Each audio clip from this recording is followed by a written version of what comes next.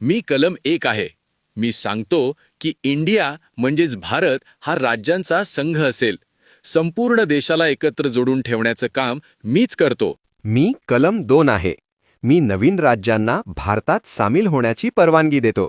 मी देश वाढवायला आणि एकत्र ठेवायला मदत करतो. मी कलम 3. मी राज्यांची सीमा बदलू शकतो, नवीन राज्य तयार करू शकतो. मी भारताचा नकाशा बदलण्याची ताकद ठेवतो. मी कलम 4. राज्यांच्या सीमा बदलताना संविधान बदल मानला जात नाही. मी कायद्यातून बदल करण्याची परवानगी देतो. मी कलम 5 आहे. मी भारताचे नागरिक कोण असतील ते ठरवतो. मी नागरिकत्वाची ओळख देतो. मी कलम 6 आहे. दुसऱ्या देशातून भारतात आलेल्या लोकांना नागरिकत्व देण्याबद्दल मी सांगतो. मी त्यांना भारताचा भाग बनवतो. मी कलम 7 आहे.